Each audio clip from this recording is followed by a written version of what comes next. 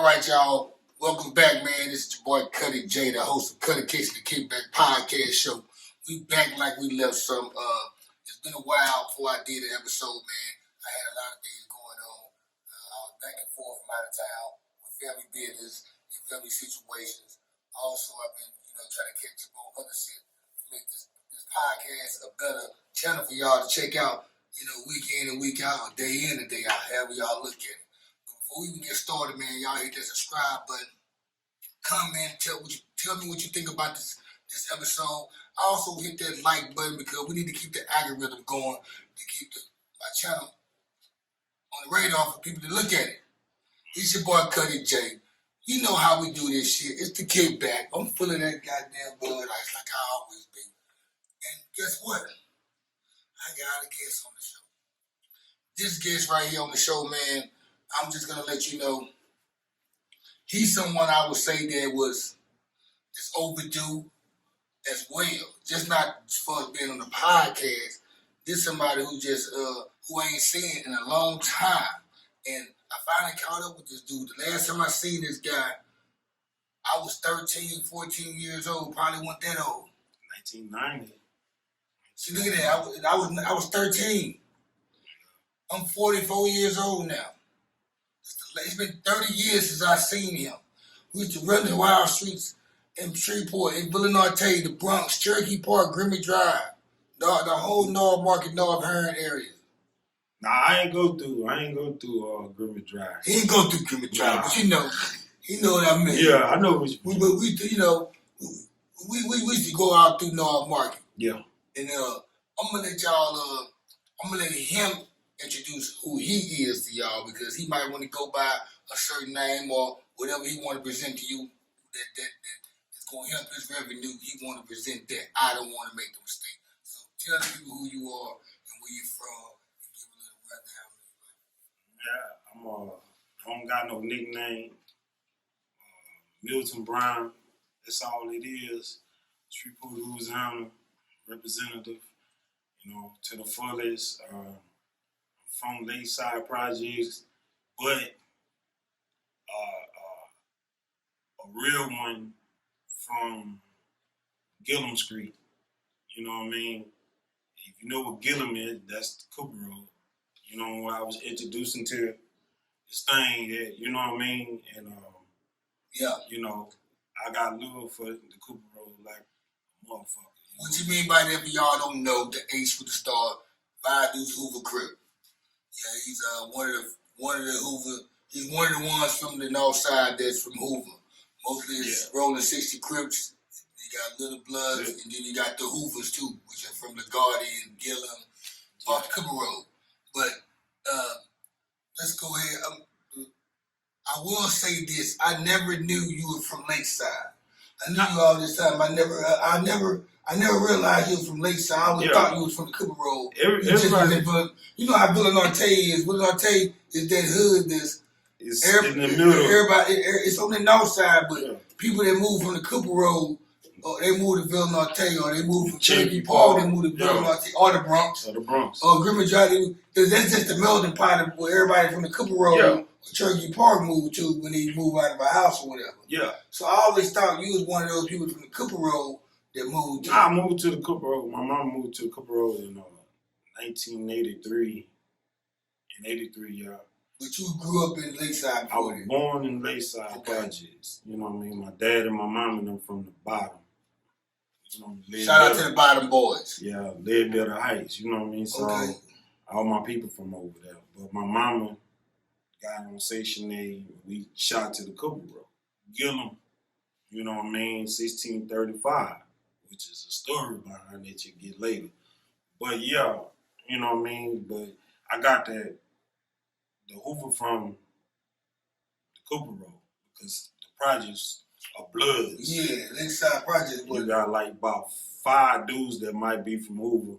You got 3 might be from 60s, but they all family. Everybody over there family. I know about Lakeside projects back in the day. I remember those days. Yeah. So, you on the Cooper Road and you on Gillum, you hang with the Guardy boys. You remember those guys like Barry Snell? Barry Snell. Remember, I haven't heard that name in a long time. Yeah, OG C-Boy, HIP, you know what I mean? Fro, HIP, you know what I mean? Gopher, Hoover? Who that? Gopher. Who was that? He was a Corona too. Gopher, Whopper. What about Whopper? You say he was Barry Snell and all that. Yeah, them the older niggas. See, my cousin Angie used to date my Snake, Sammy's sister. Yeah. So them the older niggas. Yeah, they used to be over. They used to be in the Bronx a lot back in the day. Yeah, them the OG niggas. 88, 89. Yeah, the niggas in my station, Jimbo Fro, C-Boy, Lil Freddy, you know what I mean? Popcorn, yeah. You know what I mean? Shake It, all of them, you know what I mean? Rico Ned and all of them, you know, the whole Ned family, you know what I mean? So Rico Savannah, Pedro, all of them, you know what I mean? Right there. Yeah, see what I'm saying? So, yeah, I got introduced to that shit, you know what I mean? I'm going to say this. When I got in, I'm one of the few that stayed Hoover, that got in when I got in. Because everybody else got pressured to be from Rolling 60. Yeah. That's another story, but niggas ain't gonna like this story. Rolling 60 started building numbers, though, because you gotta understand back in that, now, let's get to y'all, we're gonna get back. We had this conversation before here with Chubb Logan and any other guy that banged on. Shreveport was aware of gang banging before the movie Colors came out. So when Colors came out, we wasn't shocked behind the movie because we seen it already. The Crip and Blood was already in Shreveport, Louisiana. It was just named. It was named different. It was Renegade 22 Bottom. Yeah, the 22 gang. And they was already Colors. But I remember back during the elementary at Cherokee Park, you had Grape Street, you had Avalon's, you had Banana Streets out here. You had Lime Street, had Main Street, you had Five Deuce Hoover and Rolling 60. Yeah. The Rolling 60s and Five Deuce Hoover and Bloods were the main ones, though. Yeah. Then the Rolling 60s just grew. The Rolling 60 came and put pressure on niggas that wasn't really. They put pressure on niggas that really wasn't cemented with Hoovers. You know, because a lot of niggas. All Blood.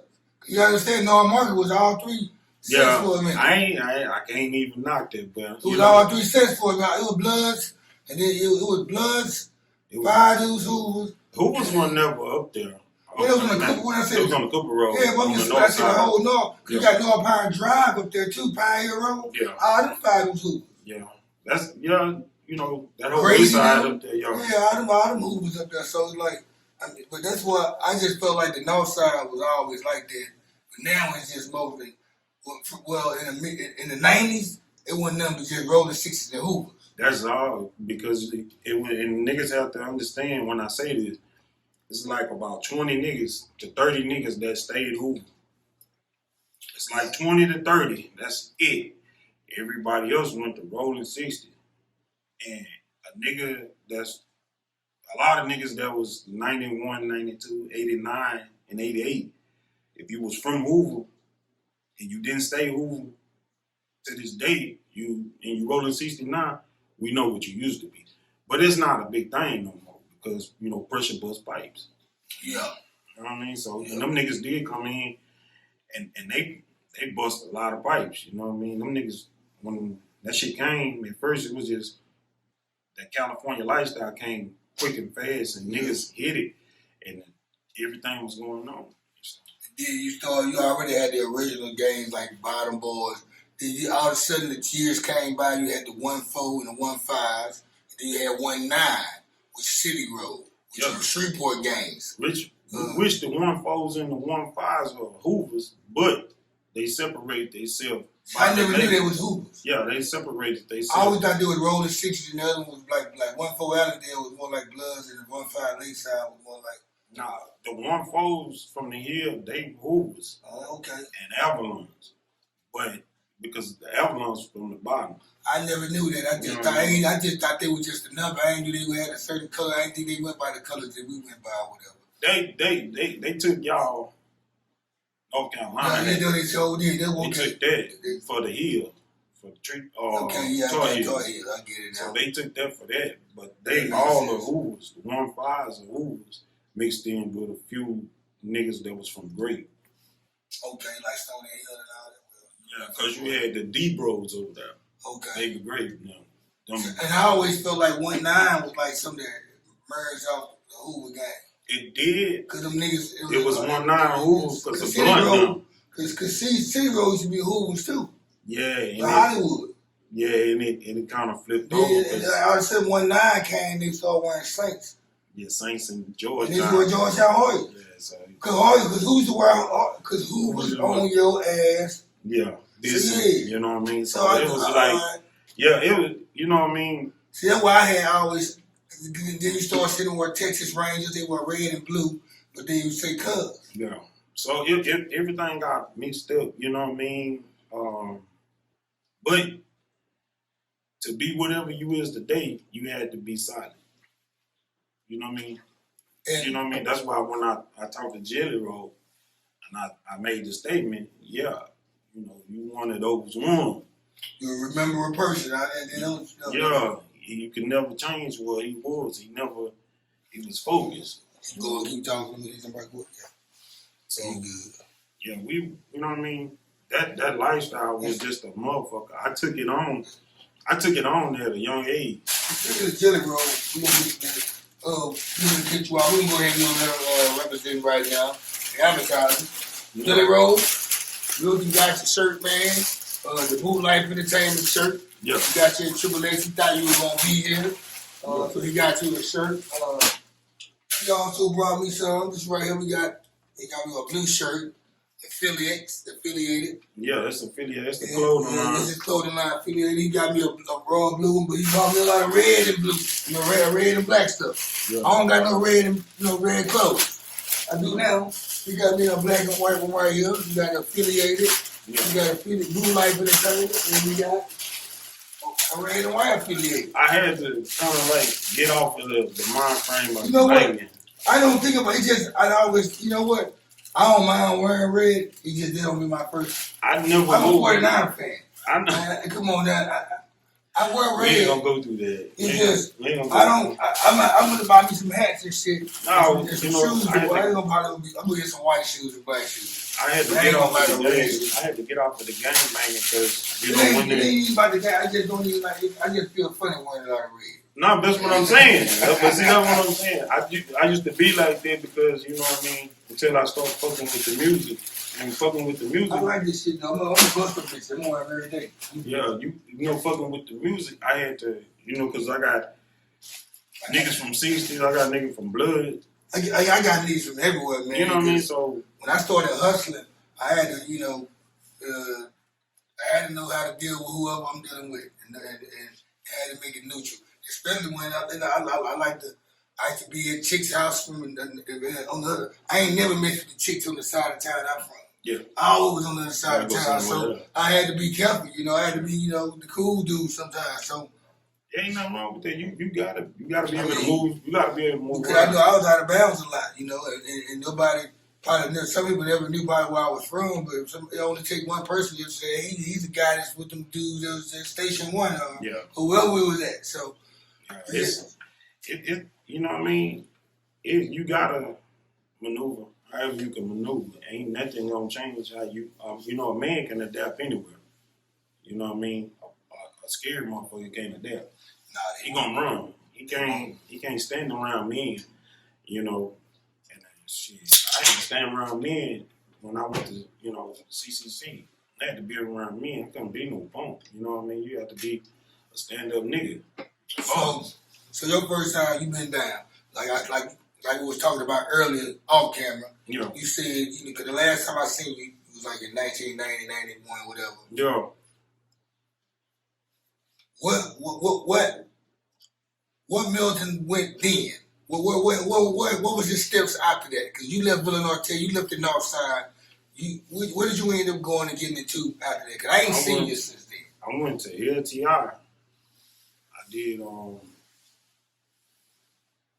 3 years in LTI. I come home, You know, I went to LTI at like 14. Then you came home in 93. I think I remember seeing you again in 93. Yeah, I came home. Bumped into you like probably at the store somewhere. I think so. I forgot what we was. I think I seen you. It was in Motown. I think it was in Motown. We probably crossed paths one time in Hollywood Heights or something like that. Yeah. And I was probably at my cousin Ben crib. Yeah. He stayed on McDaniel Street. Yeah, I seen Samuel over there one day. Yeah, they just stay over there. Yeah. Because that's the last, okay, so that had to be around 95, 94 too. Yeah, that's like when I came 96. Home. Yeah, I had already been home like about a year then. Okay, I seen you there. I crossed your paths since then. Then I graduated and went to CCC. So, shit, that was it. And you went to CCC. I mean, how long you doing CCC? I did months, and then I got out, went back on a violation because my thing was, shit, catch me. It's like the late 90s, right? Yeah, this 99, is 98. This is 96. 96. Like, when I came home, I kept on going back. Yeah, this was a lot of most of the niggas that, like my cousin Sammy Snake. Yo. He was always going back. And a lot of them niggas like Oreo, Snake, Malcolm. Yeah, they couldn't stay out. It wasn't that a nigga couldn't stay out. It's just the fact that when you from Shreveport and it ain't shit to do but get in shit. You know what I mean? You gon' repeat that cycle. That cycle is just there. Y'all came habitual. Yeah, then I just when I kept getting out and I kept violating. I never was the one. They give you one free month. You see me that free month, you don't see me no more. Time don't stop on the streets. You know what I mean? When you on parole, you lose out. Your time don't stop. I was on parole for 2 years here in Texas. That shit. I did the whole 2.5. Texas don't play. Hey, I did 2 on the phone, and I came out and did the rest of the 2 on paper. I had 2 eggs. Yeah, you had to do 85% of the sentence. No, I did it all, nigga. They made me do an extra 6 months just for talking shit. So you went to go see your... I didn't see nobody. Oh, okay, I thought you got dumped. Like, them niggas, they go see they think they think they the FI1. Them niggas... okay, so we're gonna get to TDC in a minute then. Let's slow down right quick. So you went to CCC, you get out of CCC. Your last time being locked up in Shreveport was or Louisiana. Shit, 96, nigga. I got the fuck out. Then you came to Dallas. Started making money. So you been here. So that's what we get. Okay, that's the track I'm trying to go on. It's Cutting Cake the Kickback Podcast Show, y'all. We on the road right now, man. Like I said, hit that subscribe button, man. Hit that like button, man. Keep the algorithm going up. So you came to Dallas in 96. Yeah. You came out here before all the motherfuckers from Shreveport started coming out here. Yeah, it was some niggas out here, D-Dog. Yeah, they came by D-Dog. D-Dog them was already out here. They started the Bloods off of Forest Lane. Not the Highland Park Bloods, but the other Bloods. Yeah. They started them in right there where the Walmart at now. I knew you talking about right there. I knew you talking about Point. They started them Bloods, so we was all out here. Nija was out here, I think. All them dudes was out here. Cherokee Park. Yeah. Them Bloods was out here, so yeah, I came out here with them. The Bloods used to be in Cherokee Park. Cherokee Park and Highland Park became a dominant role in the 60 neighborhood. Yeah. To clarify that to everybody, just in case you didn't know that history. The history of Cherokee Park, you had Bloods over, like you said, the north side had Bloods, Crips and Hoovers, 60s and Hoovers. Yeah, so. But for sure, Cherokee Highland Park had some Bloods in the hood. Yeah. And they were It was a few, and they had to stay in their home. Yeah, they did. Some did. Some did. So, yeah, came up here. My mama put me on. My mama been a hustler. Like I say, I remember your mom's. Yeah, you know, she from the bottom, so she been a hustler. So she started putting me on. And gave me a 4-bit and say, hey, shit, do what you gotta do. You know what I mean? You're gonna either rob or you gonna go get a job. I did come down here and start working at Kmart. Can't lie about that. Kmart? Kmart. I went to Kmart, yeah. Yeah, right off of Skillman. That one okay. When I moved down here, it wasn't a Kmart. Yeah, they took it off. They took it off. Down there by the Icebox and all that shit, with the liquor store. All that shit there. I was down here then. And I started working over there. Mama was like, shit, man, you looking at me. I'm getting it, but shit, you ain't me. And I can't take care of no man, so here you go. What you gonna do? Shit, barbecue a meal do. It seems like everybody from Shreveport, when they moved to Dallas, they moved to Skillman. Yeah, or because Pleasant Grove. I noticed that like everybody I was talking to, they on Skillman. Because or Pleasant Grove. And it's only two things I knew about Dallas when I came down here was Skillman and Pleasant Grove. Because you gotta understand, when we came down here, that's money. Yeah. That's all money. For niggas that don't know, you got niggas from Chicago, everywhere, LA, everywhere. Over there in that one area. That's how North Dallas is, period. Far North Dallas, Addison, Richardson, Will Chapel, all that shit. Everybody's from out of town. Yeah, niggas from out of town, so that's how they get money. 635, period. Yeah, that whole little thing right there is just strictly money. And you can keep getting money as long as you don't violate yourself. You know what I mean? By when I say violate yourself is put yourself in that situation with a nigga that you ain't got no business around anyway. So I was doing that. Then I just said, fuck it. One of her plugs, I just jacked the nigga. I just felt like nigga was a pussy. So I robbed the nigga.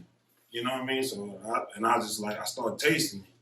So I said, fuck it. I'm gonna start getting it. And I ain't no hellified nigga. Don't get me wrong, you know what I mean? I ain't finna get on here and glorify like I was out here JoJo Warden nigga. You was just getting how you live. Yeah, I was just out here getting it, and then, you know, I might run across a $1,200 leg, a $2,000 leg here and there, you know, and I'm just getting it and flipping it and making it look good, you know what I mean? And that's all it really was. You know, nigga get up here, if you in Dallas, you just gotta know you gotta get some money. Ain't no way around it. If you in Dallas, Texas, you gotta be getting some money. So when you was in North Dallas, what other place you lived at around here? Pleasant Grove, the Gritty Grove. Yeah. You know, my uncle and them lived over there. My cousin them, they legends over there. You know what I mean? I hung out. I was in Pleasant Grove every day for a while.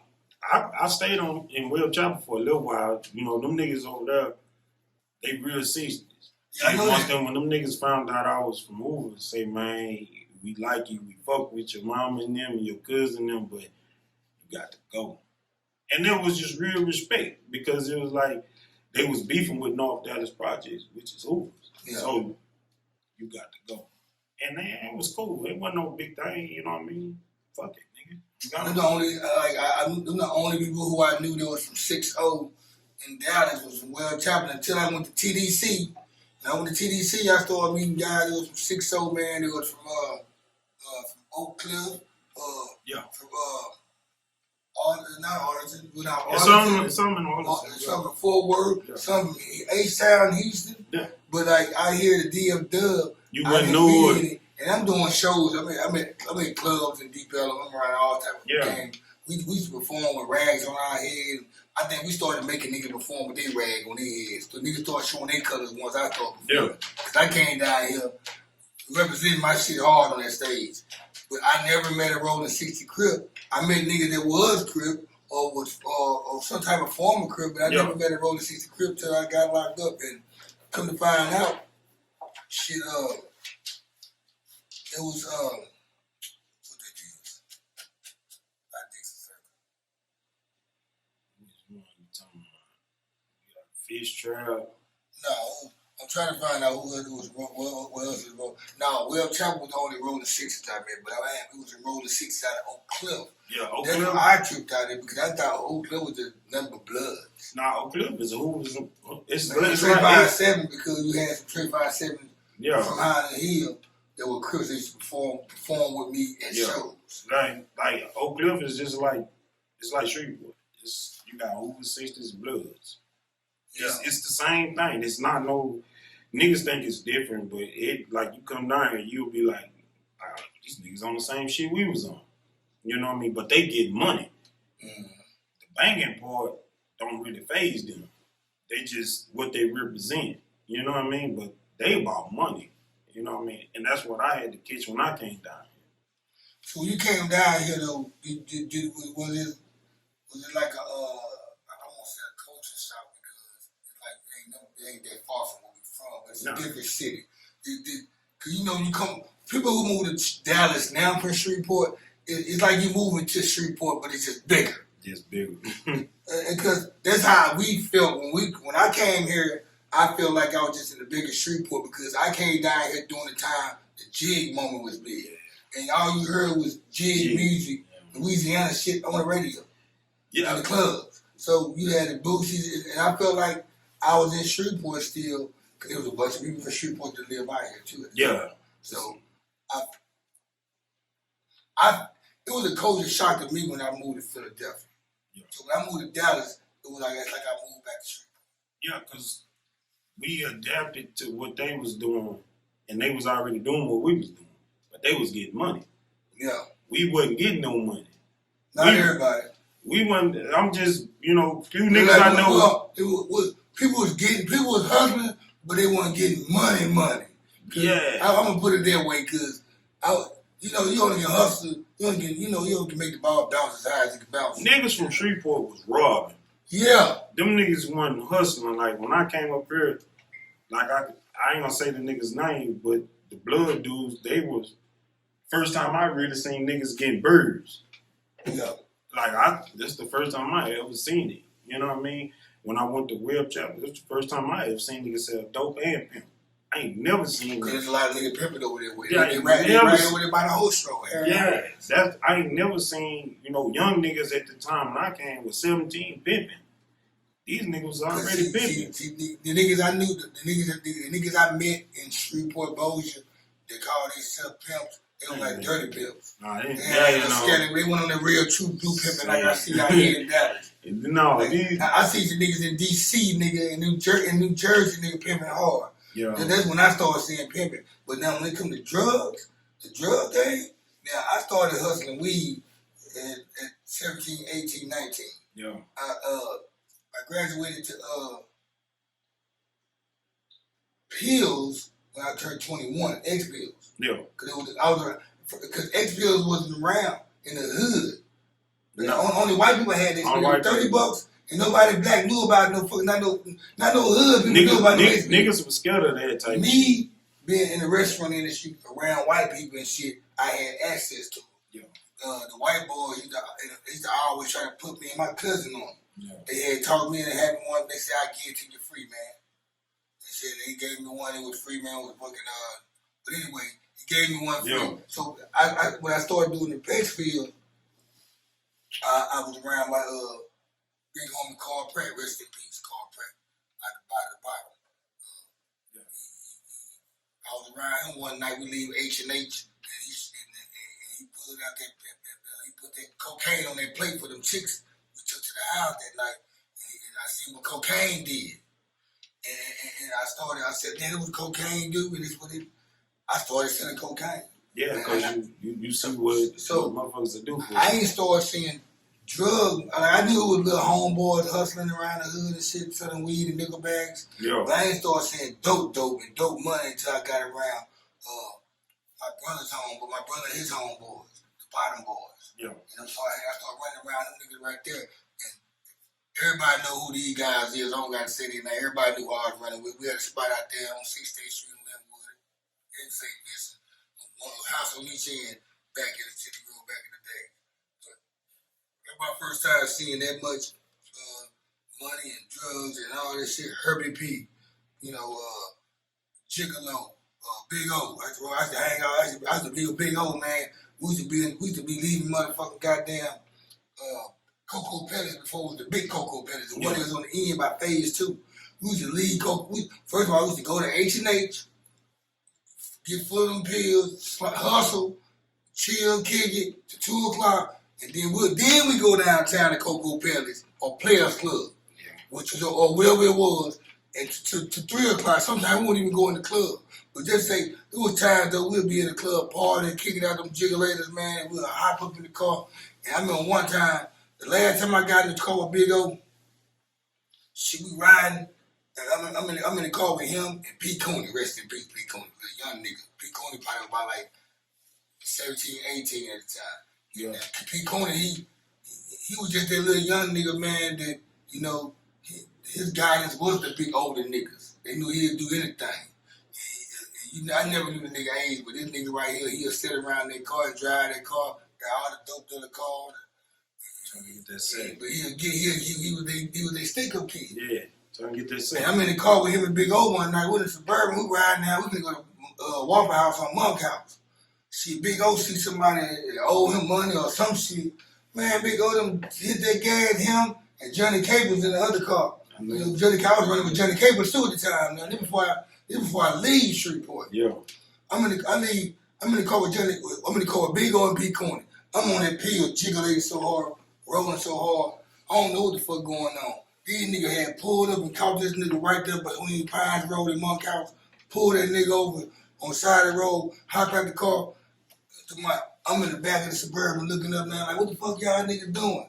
Them niggas trying to get this nigga. I don't know who that nigga was that day, but I remember the next day, man. Matter of fact, we went home that morning. We got home that morning. I went in the house. I think I slept about 8 o'clock that night.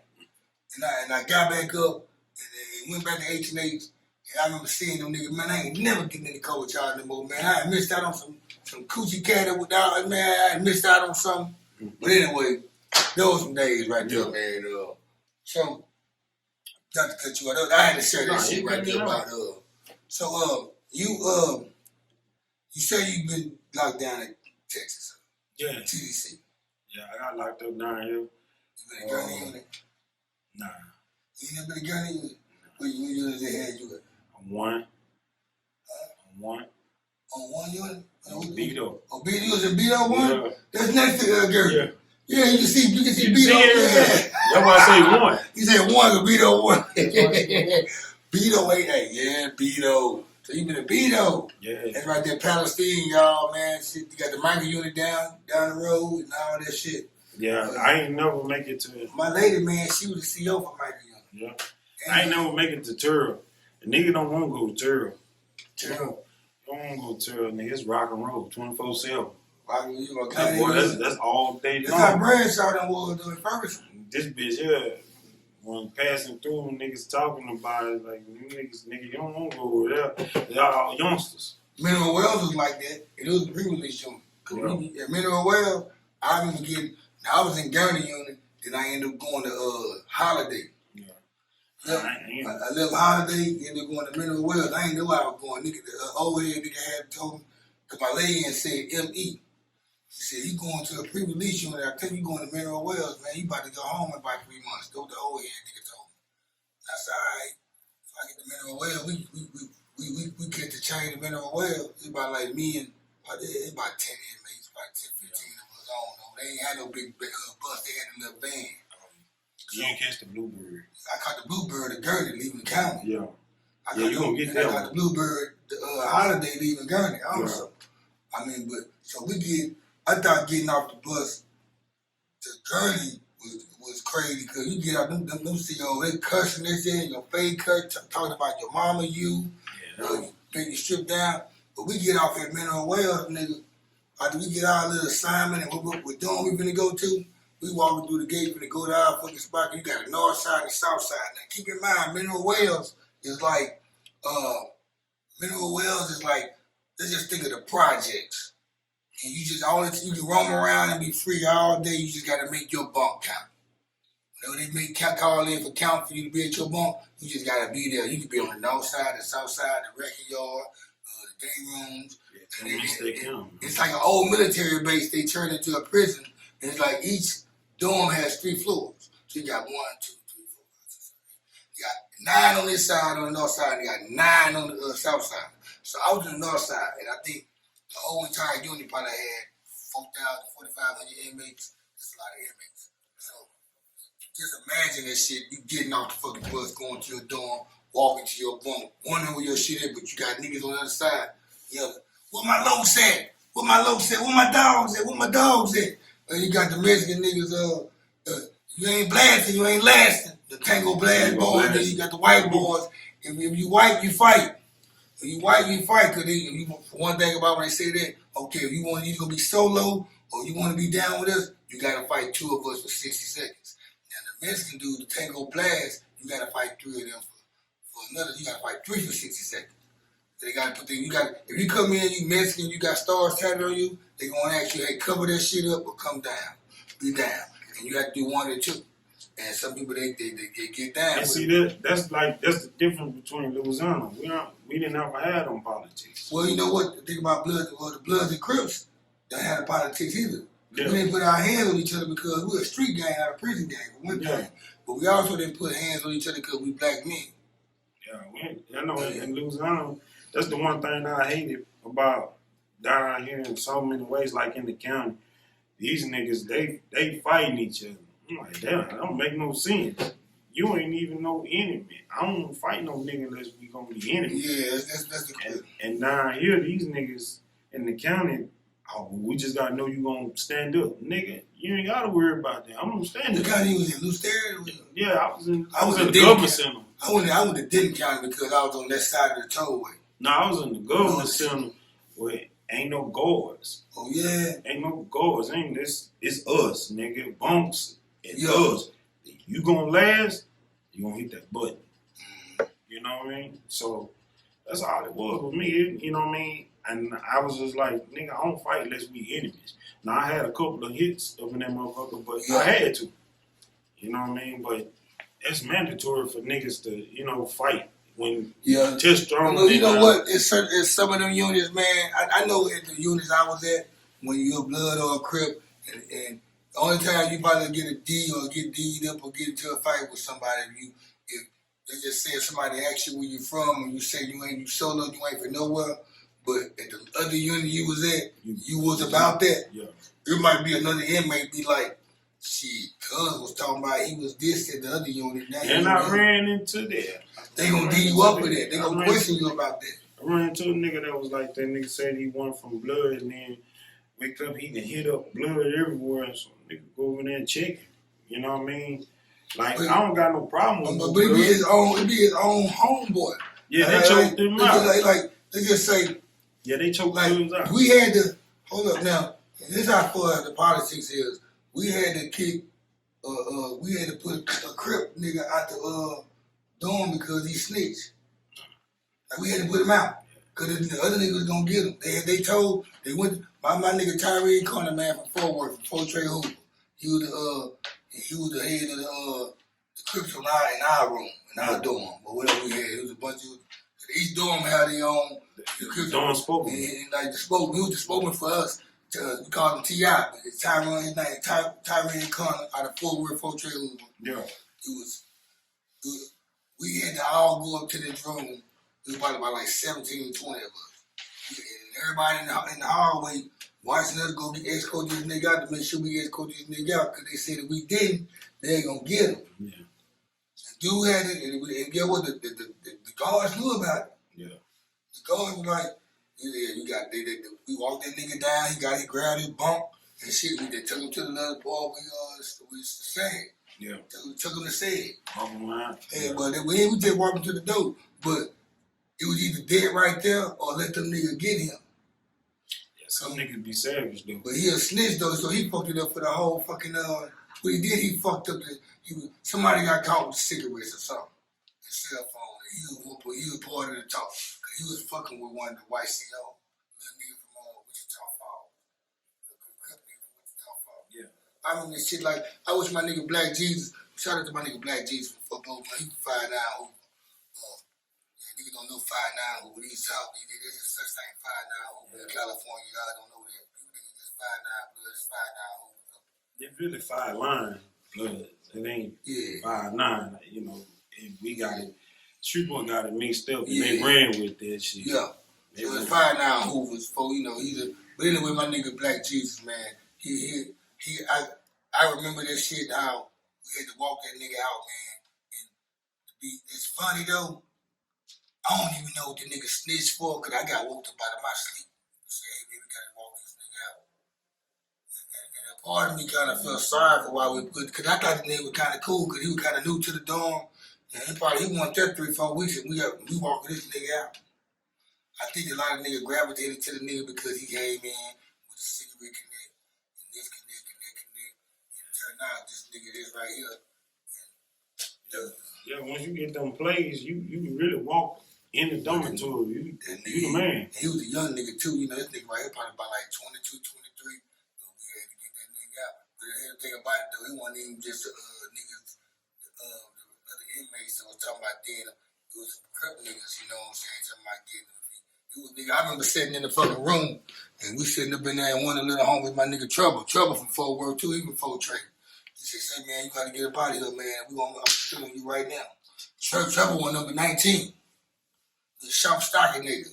When number 19, but he was about that life. I remember that shit. And he had like he didn't want to get up at first until Trouble said that statement. When Trouble made that statement, the nigga got up. And walked that nigga out, man. It was funny though, man, because those were like the last days of my fucking time, though. I was like, I'm about to get out of it. At the time, I didn't know I was about to get out in 2 weeks. But I ended up getting the F-I-1. Which I mean, I get out within 30 days. I ended up getting that call probably like a week later. And the dorm lady, she was like, "Davis, you getting out such and such Monday." Because I remember going to commissary and my fucking car froze. I couldn't get in our commissary. And they were like, "You about to get out, man. Your shit froze." And she said, "You leaving Monday?" I said, "Shh." It was like a Thursday. And then that Monday came out 4 days later. That's jail shit, you know what I mean? That's what I hate about the youngsters in the city. They don't even understand what they doing for themselves, man. You know, niggas down there just killing and don't even know why they killing. Like when we was coming up, we understood it was about gangs. Now niggas seem like they just killing niggas just to put on a song and talk about it. Like, you know, nigga, I don't chase. Like I don't know if a nigga don't understand that once you hit that penitentiary, it's a different story. Ain't no guns, it's just hands. Yeah, and whatever you get your hands on. Yeah, and that's what I hate about the city, because a lot of the niggas that's out there now acting like they gangsters and OGs, them niggas pussies. Niggas ain't never been out there. They ain't never gonna get out there, but they acting like that for them young. And them young dudes following that shit. They killing. They triggers don't have no thought process. They triggers is. That nigga said the trigger got no heart. Spice one. They don't got it. You saying that? That's pretty much what that's. Yeah, these little young niggas, they killing for nothing. You know what I mean? And don't know. Once you get on that river, it's a different story. I got a cousin been down there 32 years. OG Rock from Rolling 60.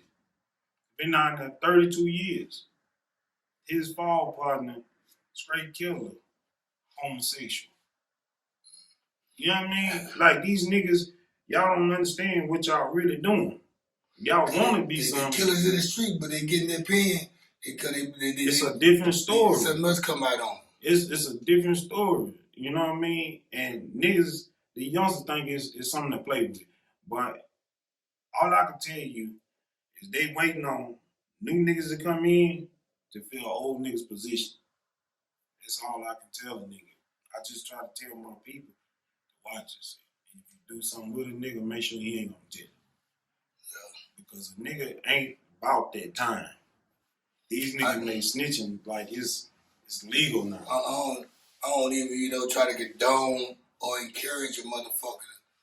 Like I remember by what you just said, like I remember like 10 years ago, I used to tell motherfuckers, if you do something, do it on your own. Don't do it with no co-defendant, because this is where it's getting caught. I mean, I feel like if I would have never had co-defendants, I would have never got locked up. But I always do what I be telling youngsters now. If you feel like a situation ain't right for you or feel good, don't do it at all. Don't do it. Fuck that. Do it by your lonely shit or watch out the nigga who you doing with. Just don't do it at all. Just don't do it. I'm gonna tell the nigga this, bro. Ain't nothing fun about waiting on commissary. At all. Ain't nothing fun about waiting on commissary. Especially when you indigent and you don't got nothing to do. That's what your uncle and your brother and them ain't telling you. Them niggas turned into washing machines. Yeah. Them niggas turned into washing machines. They turned into car writers and shit. Yeah. They start making cars and making necklaces and shit. Because this way it never happened to most niggas. They don't get support when they lock behind them walls just because they weren't supportive when they was outside of the walls. Like I just see niggas, man, who never went to commissary. But that right there told a lot about them to me. Like, I said, this nigga is not getting no commissary. There's no mother, no father, no sister, no girl, no cousin, no homeboy to send him commissary. So that kind of defined to me what type of person he was in the free world, because he ain't getting, like, people who got cards and ladders and shit every day and had their books stayed filled. Yeah. They showed me and told me that they was a good person on the outside. Yeah, you got people love you. You know, I was getting ladders everywhere. Every time the mailman came through, I got 3 ladders every day. Like, and I was getting ladders and pictures of people, and people send me back. And the inmates love me because they used to be like, who sent you a ladder today? And like I wouldn't even have to go. I go to commissary just to get shit that I need, but I still inmates that don't get commissary, and I ask him what he need and ask him what he want, and I put on my commissary and I get that for him. Yeah, it's like I ain't gonna lie to a nigga though. You know, I didn't never go to commissary like that because I worked in the kitchen. That's better than commissary, nigga. Yeah, I had Zuzus and Wham-Whams. That's better than commissary, nigga. So I never had turned worried the fucking goddamn the washing machine thing to a grill and made grilled cheese sandwich. Who's made the grilled beef tips up? You know about that shit. Say, that's what I'm saying. Like I was selling chocolate chip cookies to the Don Petties. You worked in the kitchen, man. Yeah, so I was good. I wasn't tripping off of that. You know what I mean? But I know what you're saying, but a nigga who ain't really got nothing, I will say I'm grateful though, man, because and the thing about it is, I will say this too though. Like I dropped my album. I put my album on iTunes. My album came out a year before I got locked up. Yeah. I put my album on iTunes right before I got locked up, right before I signed my plea. I put it on iTunes and made so much money. I mean, people like from overseas bought my shit. Some people buying songs and then they'll turn around and buy the whole album. Get that royalty. And people was buying my shit off Napster, Rhapsody, iTunes, eMusic, whatever they had. I was getting that money, but what ended up happening, they ended up withdrawing my money out of my account for me and put it on my books. But I still had people, my white friends. Yeah. They put money on my book. I'm from a good family back in Shreveport. I'm a good nigga out here in these streets, especially out here in Dallas anyway. Yeah. In Addison. When I came home, when I came home, just our commissary, I had a check for $700. I still had $700 in commissary on my books. Yeah. And then they give you $100. When you then your PO give you another $100 at a cell phone. I'm fresh out of jail with $900. People take me out to Papados, Grand Lux Cafe here and there. Yeah.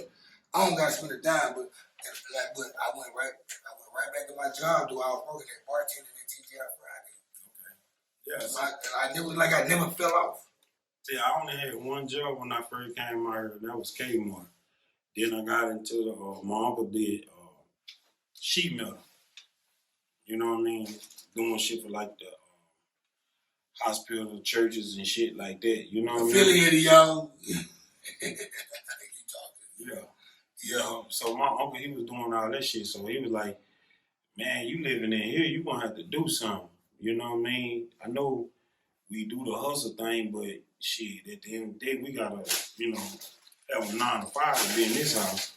So I just started working, doing sheet metal. And that was it. So you stuck to it? I stuck to it.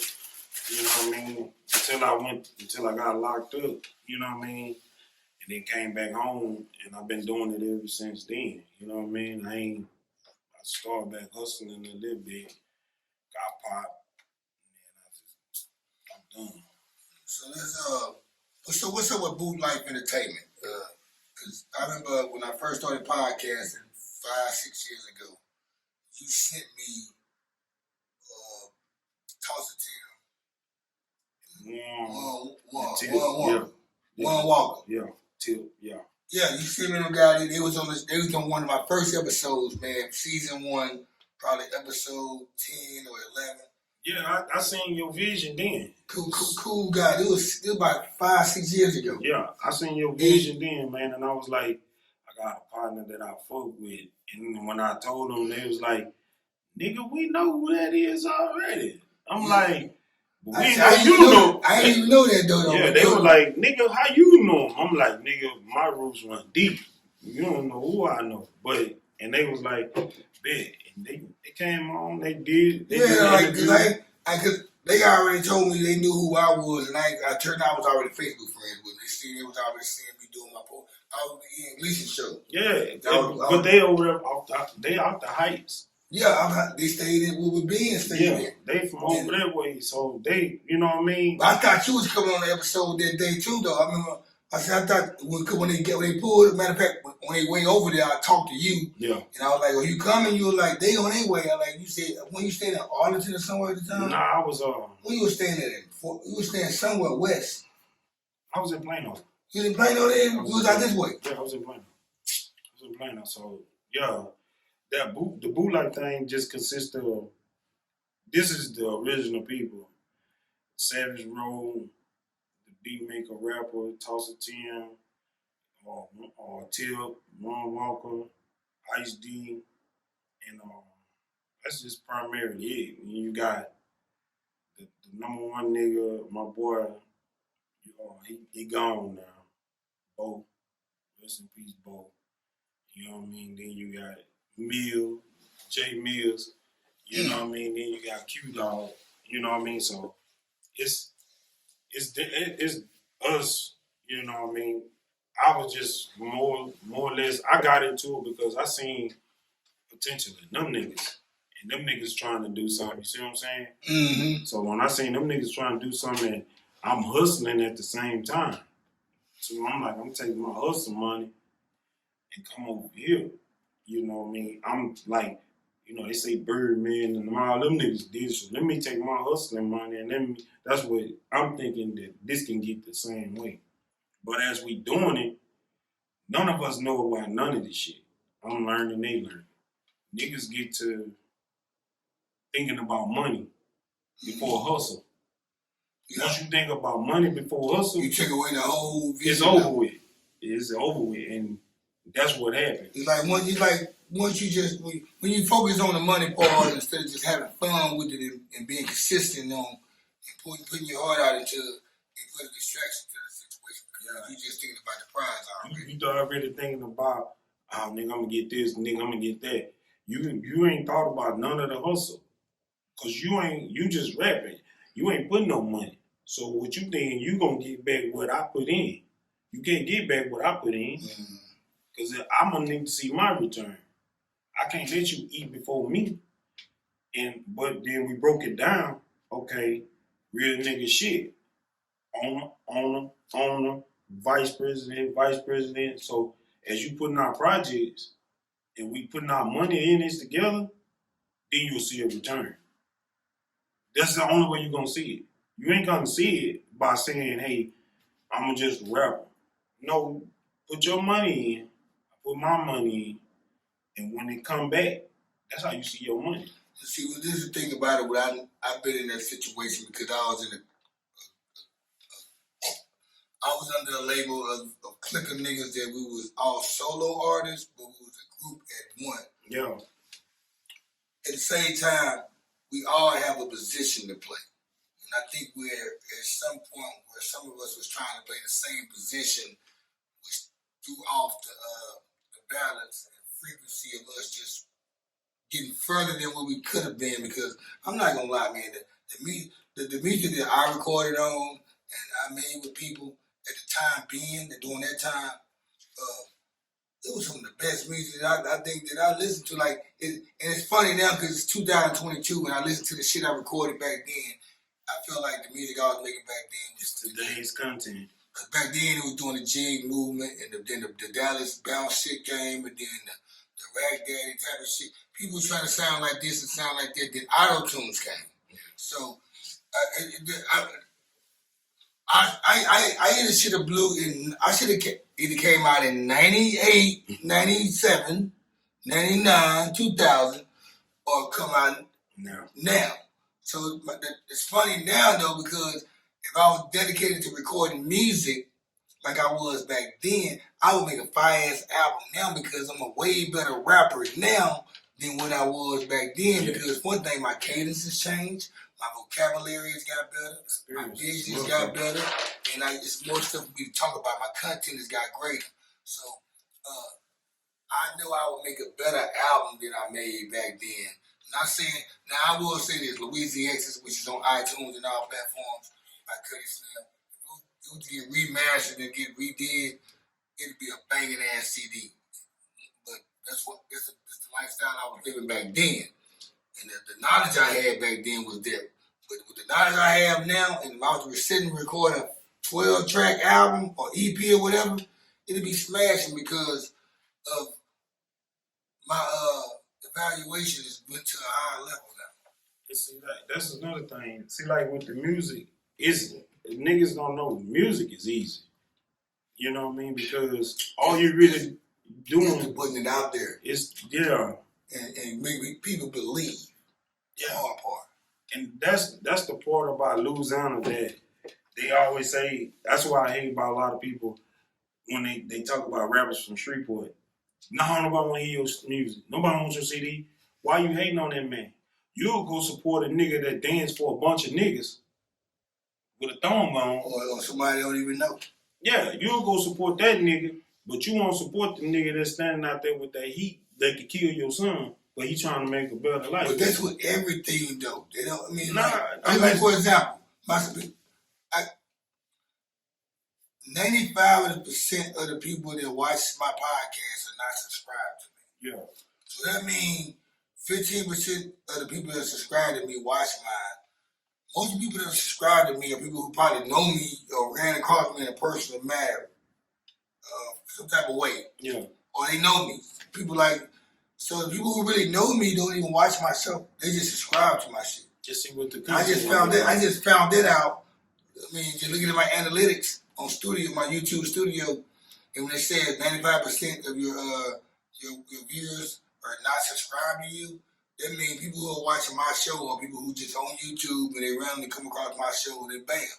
So people who are subscribed to me, they ain't know me. They grew up with me. They're not gonna watch this show unless they see somebody that they really know, or we talking about something that's really messy. That's what Shreveport people are. Yeah, or whatever the algorithm is, you might get. But the thing is that I realize that people that know me are really not gonna. They're ready to go watch $1 million worth of game, and I understand why they got better production. Yeah, they got people. And they got people that they paying people to come in. I don't got that type of. When you ain't got that type of money. But my content is no different than theirs. Exactly. And see, that's the one thing I hate about Shreveport when we first started doing the music. Is I'ma say the nigga name, and it ain't no beef in that, but I didn't respect Baby. I don't respect. Say his name because I had numerous talks about Baby. You know what I mean? Because he had a conversation with some people that was trying to get somewhere, and he said something, and then it got back to me. So I was just like, for a nigga that used to be shaking his ass for a nigga, can't tell me nothing. You a hoe to me. You ain't even on the level of the niggas I be around. You ain't on none of our levels. So how can you criticize what we doing? How can you say we ain't worth trying to support? But I guess if we was one of them niggas that was putting 10s and 5s in your ass, you would be like, oh yeah, we can do that. You know what I mean? But we don't do all that shit, so you try to pimp the system. And by pimping the system, I mean pay to play. Should no nigga in Shreveport be paying to play because ain't no nigga in Shreveport got that.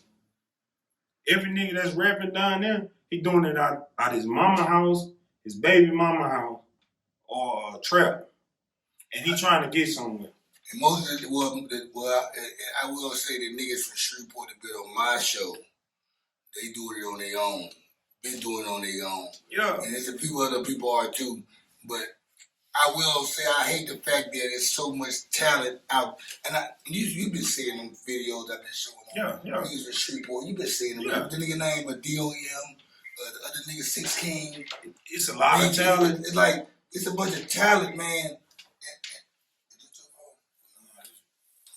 But it's like,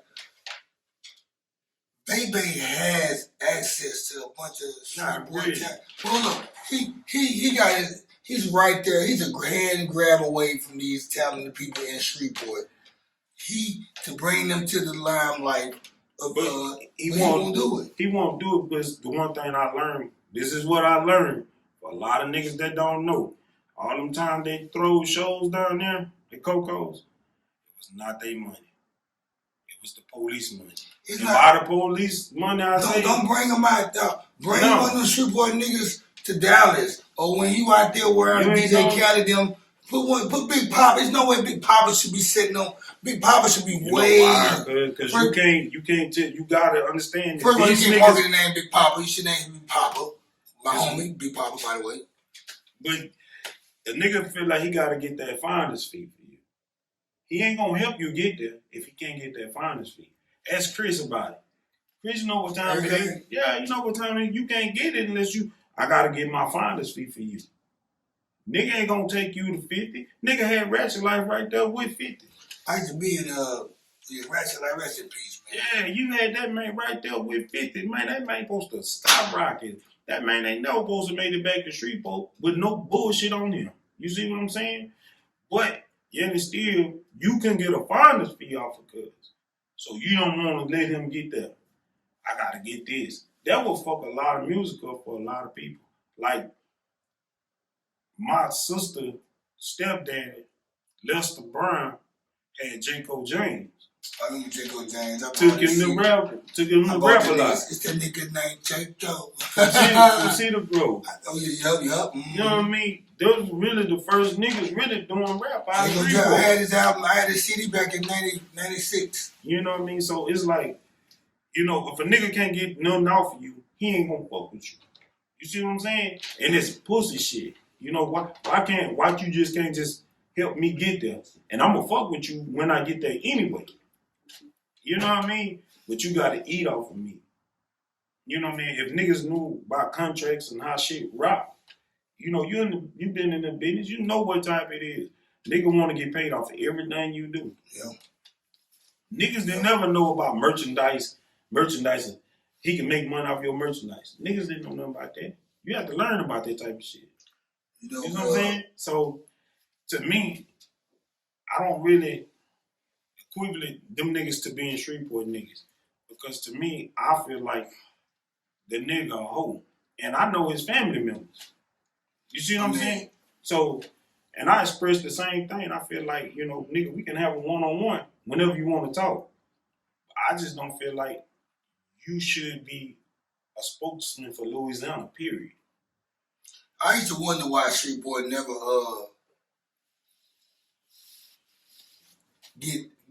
got anything. You got some rappers coming out of Shreveport, but they're not doing it like on the spotlight.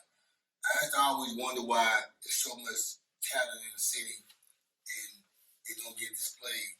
But when I started staying in places like Philadelphia and I moved to Dallas, and I realized Philadelphia got the best spitters in the fucking world of me. I got some niggas with beards, big as the hang out to here, that would eat your ass alive with the bars from Philadelphia. It's not a nigga from Philadelphia that I would put a nigga from Philadelphia up against anybody on a battle rap. It's just me. But they don't support their people up there because it's Philadelphia. And then in Dallas, you don't support these talented motherfuckers around here. And I see these motherfuckers. I was once in the limelight of Dallas underground rap. And I'm seeing these niggas competing with. It ain't just that part. It's the niggas out to me. You had, like it shouldn't be, like Big Chief should be. He should be bigger than what he is. Tuck, Big Tuck. What's the nigga name? Six Truck, he passed away. The nigga Seven the Great, nigga from Dixie Circle, nigga. This nigga named Jason Lear, nigga from Oak Cliff. He's like the Dallas Drake. But he don't sing. But it's just so, you got Strange Fruit Project.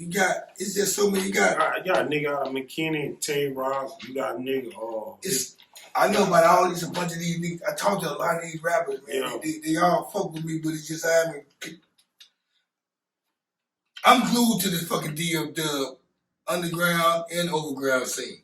The niggas that's getting money out here in Dallas behind this music shit, and niggas that's trying to get money, they all talk to me.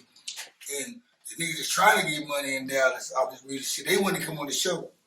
it's the niggas that's has been or they getting the money that think they too big for me coming on the show. Let me throw that out there, to be honest. A lot of y'all niggas, y'all think y'all too big to come on the podcast because y'all a big name, but y'all niggas, y'all ain't living like me. Promotion is promotion, my nigga. Yeah, so, but then you got these niggas out here who they don't think my show's not. They want to be on. So they want to go to Vlad TV so bad, and it's not gonna happen like that with you. But I'm gonna tell you, that's what I'm saying in so many words.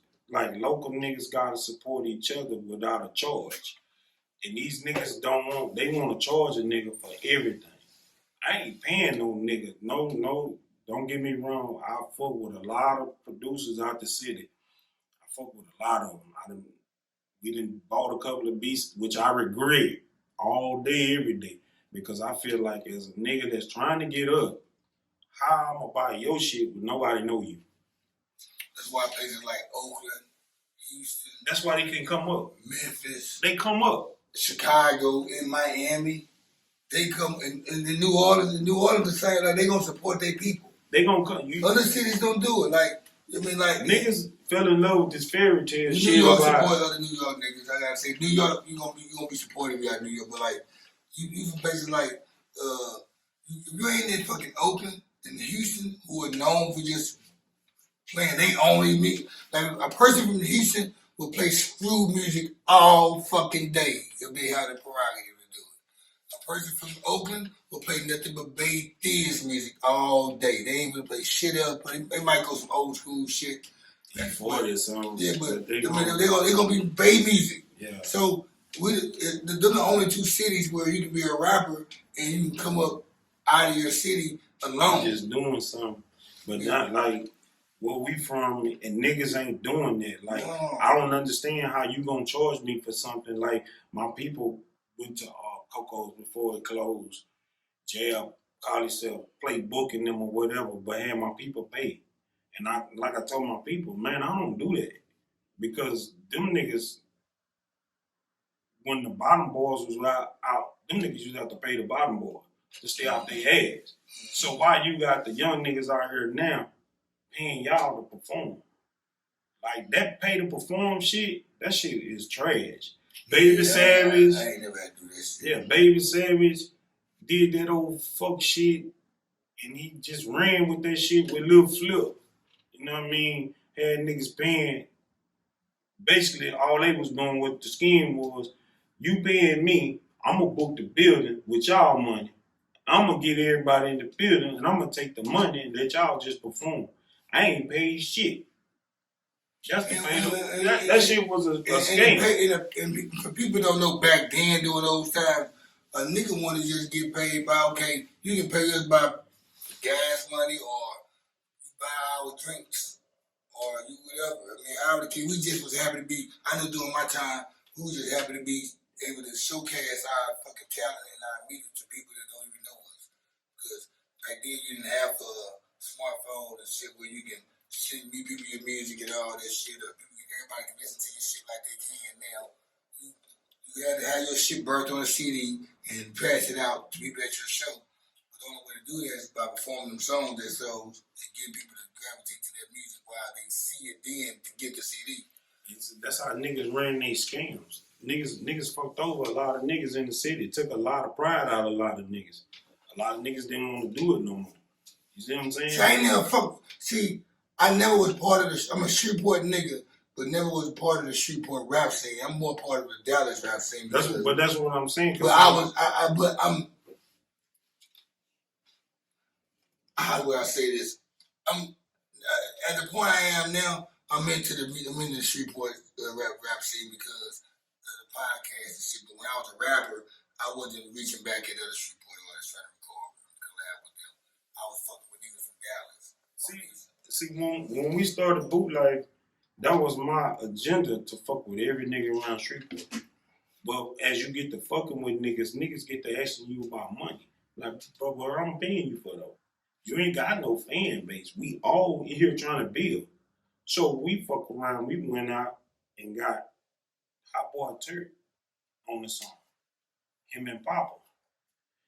I didn't want to pay that, But I said, fuck it, that's true. And that's Papa on one song. Louisiana thing, Ice did on YouTube right now. But at the same time, Shreveport wouldn't even stand up for it. How you, this a nigga brought somebody to your city. You niggas scared to support a nigga unless this old weird ass nigga tell y'all can support it. Why you not supporting something that we doing? Then we double back and went and did a song with Mr. Kane. Like we doing shit. We doing shit. You see what I'm saying? We doing shit and ain't asking for no favors and we paying our own money.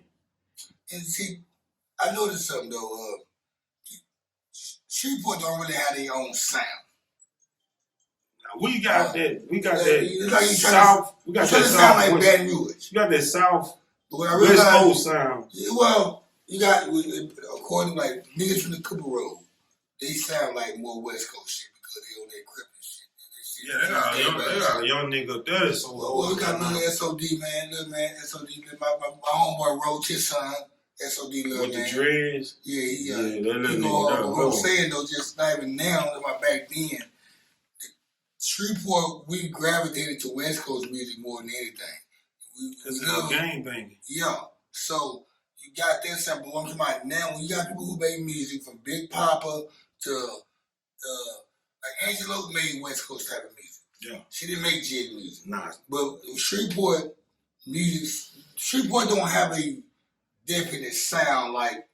They tried to sound like Baton Rouge, yeah. But for me, somebody said the best thing. They said, "No, what it is, Shreveport is Baton Rouge is taking people." The only option I found is Ruby's Chicken in South Lake next to Rolling Dallas. Want to try that one? The only option I found is Oh man. Anyway, nigga had told me Baton Rouge is still in Shreveport side. I decline to say that. I think Lava House was the people who created the Shreveport sound. He just went away once the man went to jail. I feel like you allowed somebody to come up here and sit at your table and he peeped the game. And did what you did what you were supposed to do. Instead of you doing what you were supposed to do when you got the little deal from Polo Ground, you was supposed to already been doing what you was doing. I can't really speak on Manigo because I ain't gonna do that cause I know cuz, so I'm not gonna really speak on him like that. But I feel like my phone hit a ring here and hard. But nah, it's like, Manigo a real street nigga. Yeah, I know I've been around Manigo a couple times. Like, he used to be at H&H. Yeah, he's a real street nigga. So I don't really want to speak on this shit, but I could just say this. Nigga should have never allowed a nigga who was timid, scary, in my opinion, to be around what we was doing. And I call Boosie scary for this. Because he looks scary. Yeah. I was there that night, he was in the studio freestyling against Big Papa. Oh, the iconic one. Yeah, I was there that night. Big Papa did Cloud 9 the next day. Yeah. And Hurricane Chris did Hand Clap. I was at all the studios. I've met all the fucking Lava House studios. I've been at a bunch of Lava House studio sessions. Only reason why I say what I say about Boosie, don't get me wrong, I like the nigga music, but the nigga just ain't no thoroughbred like that. He don't, from the story I got from Mangola, bro, you really not that. Well, I heard a lot of other stories. See, it was just the Terrence Williams gangster. I know what you're saying. They were talking. It's been a lot of stuff questioning Boosie gangsterism or his street credibility. Nigga was he was in the death row pod. I'll tell you where he was. He was in the death row pod. It wasn't like that. I know everybody knew everybody was trying to come home. It wasn't like that. Yeah, I got you. It wasn't like that. You know what I mean? And the stories I got, hey man, could fed everybody. So when you feed niggas ain't finna fuck with you, man. I believe that shit. You got niggas that's on death row. You in death row, nigga. You ain't in population. You in the cell blocks. They just started letting Cell Blocks come out. Death Row come out. They just started letting Death Row come out a couple of years ago when he was down there. Death Row wasn't mingling like that. Like I tell you, bro, I got a cousin.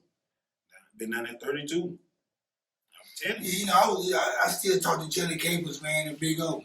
They talk to me all the time. I mean, they ain't go there right now. I got uncles down there, man. That's what I'm trying to tell you. I got homeboys down there on that river. That's what I'm saying. Before he even made it to Angola, before the girl got popped, he was in a wave with another homie. And all niggas thought. They were surprised he got the other cases. Because all he did was talk. Trying to make himself seem like he was something. You know what I mean? I ain't gonna put the homie out there, but when he watch this, he gonna know. You know what I mean? But you know what I mean? It's like, say, man, you ain't no, like I say, he wasn't no real nigga like that. Like, you know what though, man? When it comes to these rappers and entertainers, man, I never try to bring justice or justify their thug or worry about their pockets, how much money they got. I enjoy what they present to me as their talent. Jay-Z, Boosie, I don't care what they did and how they lived on the street. What they present to me, what I'm paying for, is what I want. I want. So, like, I understand what you're saying. Like, now one thing when you live 6ix9ine, Tekashi 6ix9ine, I never heard a song from him. He's not on my algorithm. But I also can't just listen to somebody who I know just a snitch in that form. But like, if somebody's rapping about, if somebody's CB4 and they're a rapper and they got the CB4 syndrome, I can't disconnect from good music even though they live in I still like this music whether they fake or not. I can't. Because the music sounds good. I can't. Now, I won't like, I will also say, I know this ain't them though. I see what you're saying. You can separate it. I can't.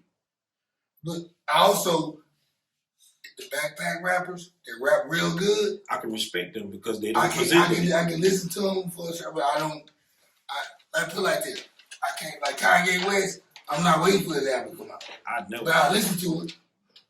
J. Cole, Drake. Drake go hard. But his music, it's not like grits to my stomach.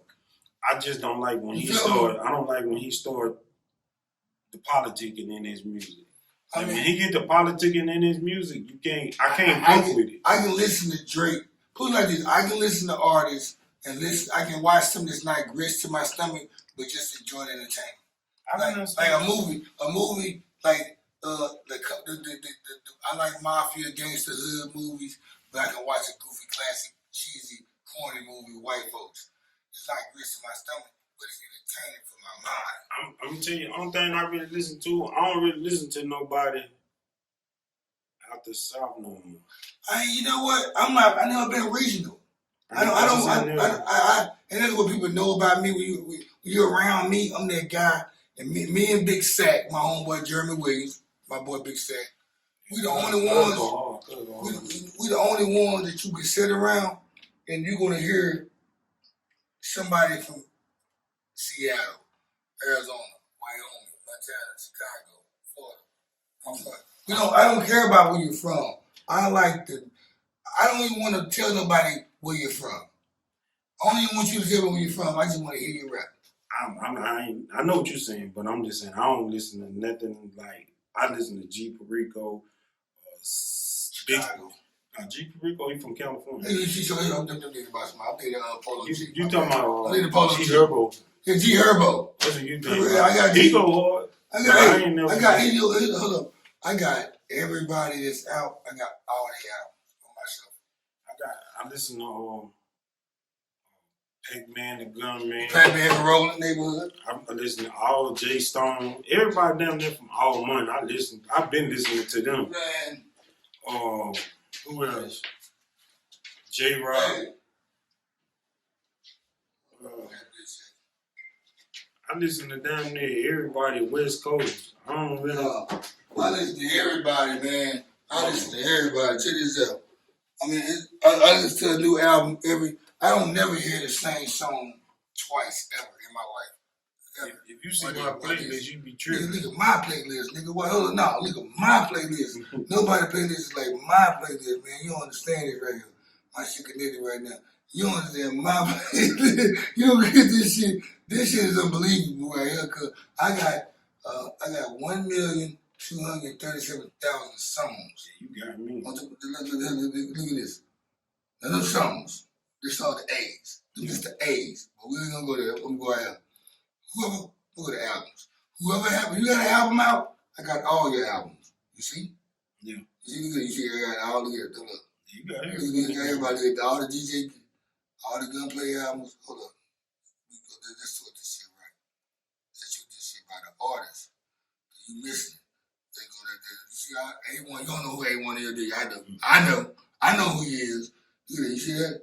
Aaron Hall. I got every Aaron Hall album. You look at that. AC3 Beats. AD, Neighborhood, you know what I'm saying? I got every, after 7, all the albums. Yeah. I just hit shuffle, nigga. Dude, nigga, I don't never hear the same song. Nigga, it'll take me 5 years to hear every song I got, nigga. Nigga, what? Nigga, I got everybody. Nigga, I'm gonna go down to look at that. I got shit you ain't heard in a long time. All the 50 Cent album. 42 Dub. My boy 38 Space. You don't know who that is. I know. I got all this shit. You got me, nigga. I got some shit. That's what I do. Yeah, you got me. You know what? My album is on this bitch. You want to see what I got? You got Cuddy Slim on this bitch too. Go to Cuddy Slim.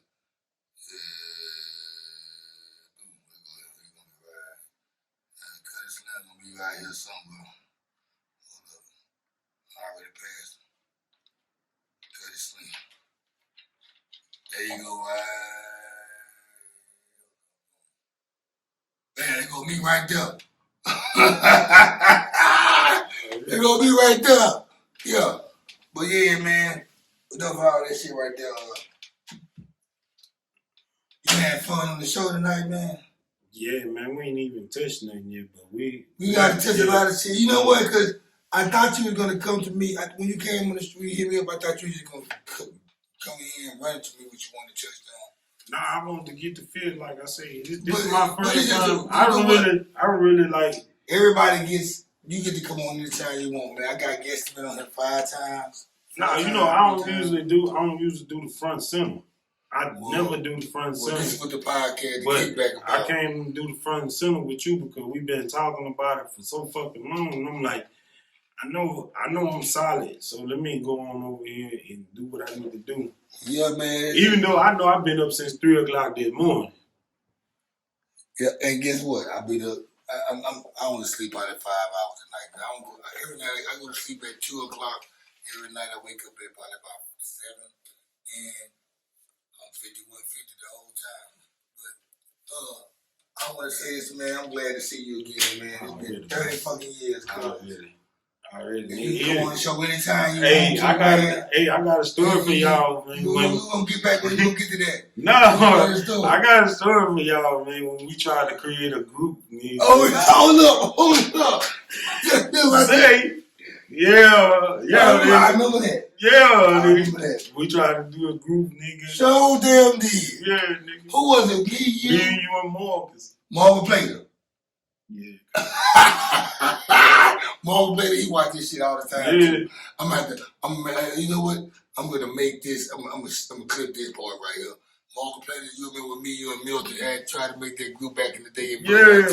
Nigga. Yeah, I don't know what we're gonna call ourselves, but he brought that shit up. Yeah, I mean, niggas don't know how far we really go. I know, man.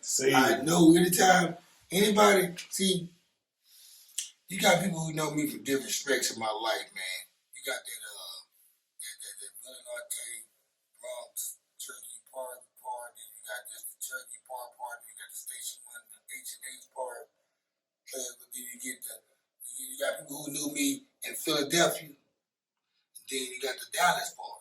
And then you got the part after I came home from TDC Dallas. Then you got this part of my life. So it's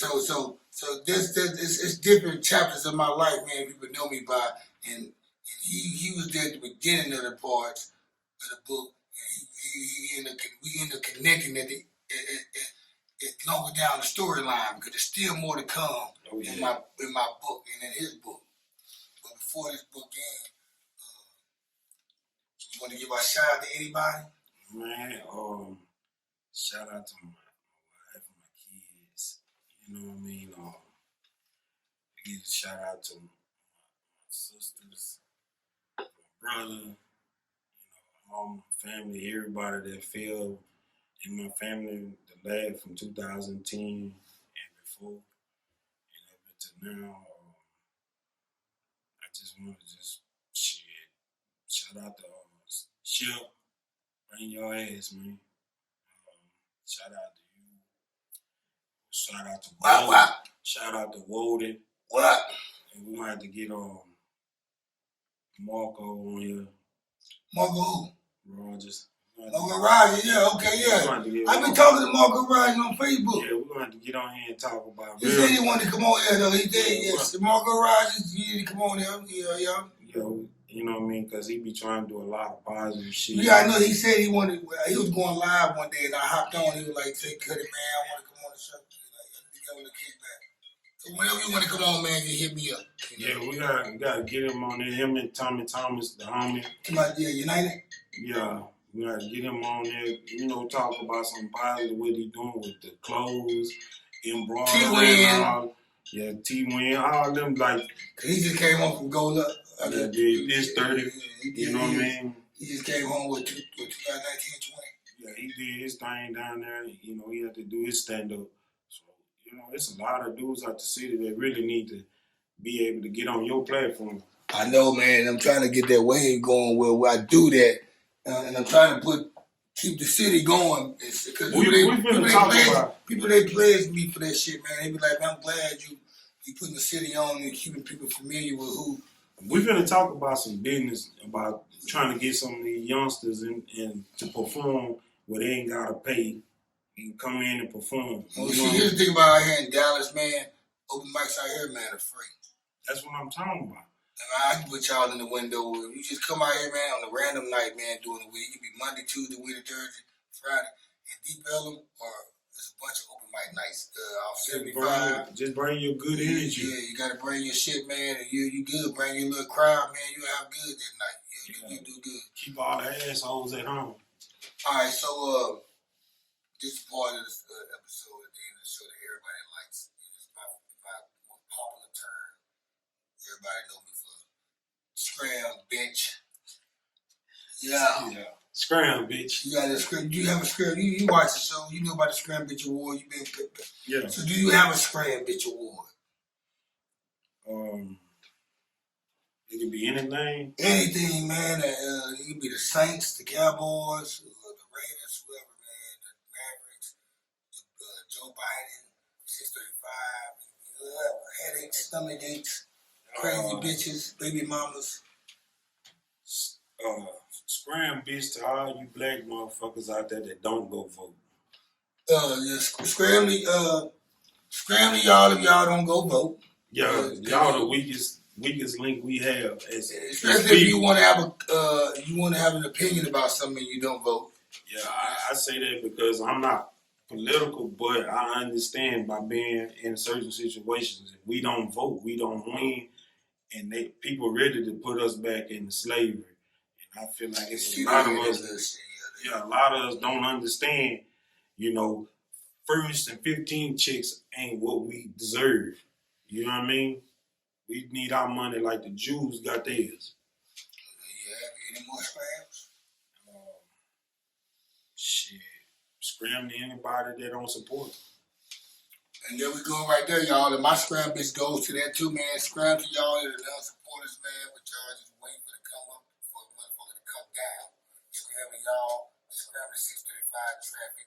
Scram to bozo motherfuckers. Scram to negative energy. Scram to anybody that's not trying to see if you get plenty. Scram. And on the count of three, you know what we're going to say. 1, 2, 3. Scram, bitch. In other words, go fuck yourself. I'm out like a fat kid in dodgeball, bitch.